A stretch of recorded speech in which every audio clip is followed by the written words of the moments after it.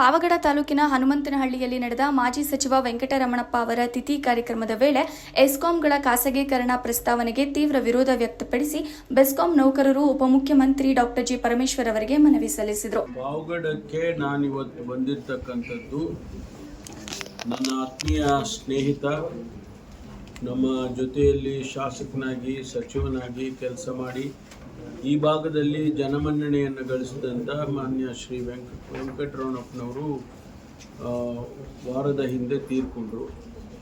ಅವತ್ತು ನಾನು ಬರೋದಕ್ಕೆ ಸಾಧ್ಯ ಆಗಿರಲಿಲ್ಲ. ನಮಗೆ CLP ಸಭೆ ಇತ್ತು ಮತ್ತು ಬೇರೆ ಬೇರೆ ಬೆಳವಣಿಗೆಗಳು ನಡೀತಾ ಇದ್ದ ಕಾರಣಕ್ಕೆ ಬರಲಿಲ್ಲ. ಇವತ್ತು ನಾನು ಅವರ ದಿವಸ ಇದ್ದದಕ್ಕೋಸ್ಕರ ನಾನು ಬಂದಿದ್ದೇನೆ. ನನ್ನ ಗೌರವ ಸಮರ್ಪಣೆ ಮಾಡಬೇಕು ಅಂತ ಬಂದಿದ್ದೇನೆ. ನಾನು ಯಾವುದು ಸಭೆ ಸಮಾರಂಭಗಳು ಅಥವಾ ರಿವ್ಯೂ ಮೀಟಿಂಗ್ಸಿಗಿಂದ ಬಂದಿದ್ದಿಲ್ಲ. ಆದರೂ ಕೂಡ ಬಂದಿದ್ದೀನಲ್ಲ ಅಂಥೇಳಿ ನಮ್ಮ ಈಗ ಕುಡಿಯುವ ನೀರು ಏನು ಭದ್ರಾ ಪ್ರಾಜೆಕ್ಟ್ನಲ್ಲಿ ಸುಮಾರು 2600 ಕೋಟಿ ರೂಪಾಯಿ ಖರ್ಚು ಮಾಡಿ ಭದ್ರಾ ಪ್ರಾಜೆಕ್ಟಿಂದ ಇಲ್ಲಿವರೆಗೆ ನೀರು ತಂದಿದ್ದೇವೆ. ಅದರಲ್ಲಿ ಸ್ವಲ್ಪ ತೊಂದರೆ ಆಗಿರ್ತಕ್ಕಂಥದ್ದು, ಅದರ ಬಗ್ಗೆ ಒಂದಿಷ್ಟು ಮಾಹಿತಿಯನ್ನು ಪಡ್ಕೊಂಡಿದ್ದೇನೆ. ಕರ್ನಾಟಕ ವಿದ್ಯುತ್ ಪ್ರಸರಣ ನಿಗಮ ನೌಕರರ ಸಂಘದ ಅಧ್ಯಕ್ಷರಾದ ತಿಮ್ಮಪ್ಪ ನೇತೃತ್ವದಲ್ಲಿ ಮನವಿ ಸಲ್ಲಿಸಲಾಯಿತು. ಖಾಸಗೀಕರಣದಿಂದ ವಿದ್ಯುತ್ ದರ ಏರಿಕೆ, ಉದ್ಯೋಗ ಭದ್ರತೆ ಕುಗ್ಗುವಿಕೆ ಹಾಗೂ ಗ್ರಾಮೀಣ ಪ್ರದೇಶದಲ್ಲಿ ಸೇವಾ ಗುಣಮಟ್ಟ ಕುಸಿಯುವ ಭೀತಿ ಇದೆ ಎಂದು ನೌಕರರು ಆತಂಕ ವ್ಯಕ್ತಪಡಿಸಿದರು. ವಿದ್ಯುತ್ ಕ್ಷೇತ್ರವು ಸಾರ್ವಜನಿಕ ಸೇವೆಯ ಪ್ರಮುಖ ಅಂಗವಾಗಿದ್ದು, ಲಾಭ ಕೇಂದ್ರಿತ ಖಾಸಗಿ ಸಂಸ್ಥೆಗಳ ಹಸ್ತಕ್ಷೇಪದಿಂದ ಜನಸಾಮಾನ್ಯರಿಗೆ ತೊಂದರೆ ಉಂಟಾಗಬಹುದು ಎಂದು ಮನವಿಯಲ್ಲಿ ಉಲ್ಲೇಖಿಸಲಾಗಿದೆ. ಪ್ರಕೃತಿ ವಿಕೋಪಗಳಲ್ಲಿ ನಿರಂತರ ಸೇವೆ ನೀಡುತ್ತಿರುವ ನೌಕರರ ಪಾತ್ರವನ್ನು ಗಮನದಲ್ಲಿಟ್ಟುಕೊಳ್ಳಬೇಕು ಎಂದು ಹೇಳಿದರು. ಖಾಸಗೀಕರಣದ ಯಾವುದೇ ನಿರ್ಧಾರಕ್ಕೂ ಮೊದಲು ನೌಕರರು, ರೈತರು ತಮ್ಮ ಗ್ರಾಹಕರೊಂದಿಗೆ ಸಮಾಲೋಚನೆ ನಡೆಸಿ ಸಾರ್ವಜನಿಕ ಸಂಸ್ಥೆಗಳನ್ನು ಬಲಪಡಿಸಬೇಕು ಎಂದು ಸರ್ಕಾರವನ್ನು ಒತ್ತಾಯಿಸಿದರು. ಮತ್ತು ನಮ್ಮ ಹೊಸ ಇರಿಗೇಷನ್ ಮಿನಿಸ್ಟರ್ ಗಮನಕ್ಕೆ ತಂದು ಅದನ್ನು ಸರಿಪಡಿಸಕ್ಕಂಥ ಪ್ರಯತ್ನವನ್ನು ಮಾಡ್ತೇನೆ.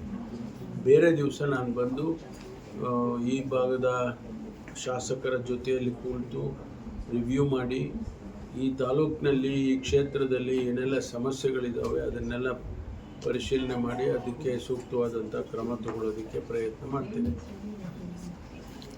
ಸರ್, ಎಲ್ಲ ತಾಲೂಕುಗಳಲ್ಲೂ ತನ್ನದೇ ಆದ ಒಂದು ಸರ್ಕಾರಿ ಬಸ್ ನಿಲ್ದಾಣ ಇದೆ. ಪಾವಗಡಕ್ಕೆ KSRTC ಬಸ್ ನಿಲ್ದಾಣ ಇಲ್ಲ. ಅಲ್ಲ, ಬಸ್ ನಿಲ್ದಾಣ ಅಂದರೆ ಡಿಪೋ ಅಲ್ಲ ಸರ್, ಬಸ್ ಸ್ಟ್ಯಾಂಡ್ ಡಿಪೋ ಇದೆ ಸರ್. ಬಸ್ ಸ್ಟ್ಯಾಂಡು ಸ್ಥಳೀಯ ಶಾಸಕರು ಪ್ರಸ್ತಾವನೆಯನ್ನು ಕೊಟ್ಟರೆ ಅದನ್ನು ಸರ್ಕಾರದ ಹಂತದಲ್ಲಿ ಮಂಜೂರು ಮಾಡಿಸ್ಕೊಡೋದಕ್ಕೆ ನಾನು ಪ್ರಯತ್ನ ಮಾಡ್ತೇನೆ.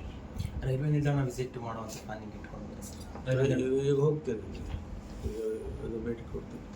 ಸುಮಾರು ಅಂದರೆ ಇದು ಬೇಗ ನಮಗೆ ತುಮಕೂರು ರಾಯದುರ್ಗ ರಸ್ತೆ, ರೈಲು ರಸ್ತೆ ಆಗಬೇಕು ಬೇಗ ಅಂತೇಳಿ.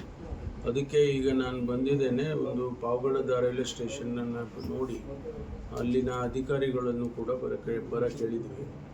ಅವರು ಜೊತೆ ಮಾತನಾಡಿ ಮುಂದೆ ಏನು ಕ್ರಮ ತಗೋಬೇಕು, ಈ ಪಾವಗಡ ಟು ತುಮಕೂರು ಲಿಂಕಿಂಗ್ ಎಷ್ಟು ತ್ವರಿತವಾಗಿ ಆಗುತ್ತೆ ಅದನ್ನು ಮಾಡೋದಕ್ಕೆ ಅವ್ರ ಜೊತೆ ಚರ್ಚೆ ಮಾಡ್ತೀನಿ. ಯಾವಾಗ ಆರಂಭ ಆಗ್ಬೋದು ಸರ್? ಅಲ್ಲ, ನಾನು ಇವಾಗ ಚರ್ಚೆ ಮಾಡ್ತೀನಿ ಅವ್ರ ಜೊತೆ. ಒಂದು ರಸ್ತೆ ಕೇಳ್ತಾ ಇದೆ ಅಂದರೆ ಇಲ್ಲಿ ವಿಶಾಲವಾದ ರಸ್ತೆ ಇಲ್ಲ. ತುಮಕೂರು ಅಂದರೆ ನಿಲ್ದಾಣದಿಂದ ಪಾವಗಡಕ್ಕೆ ಬರುವಂಥದ್ದು ಅಂಥದ್ದು ರಸ್ತೆ ಒಂದು ಅಭಿವೃದ್ಧಿ ಆಗಬೇಕು. ಅದೆಲ್ಲ ರಿವ್ಯೂ ಮಾಡಿ ಸರ್, 40 ವರ್ಷ ರಿವ್ಯೂ ಮಾಡ್ತೀನಿ.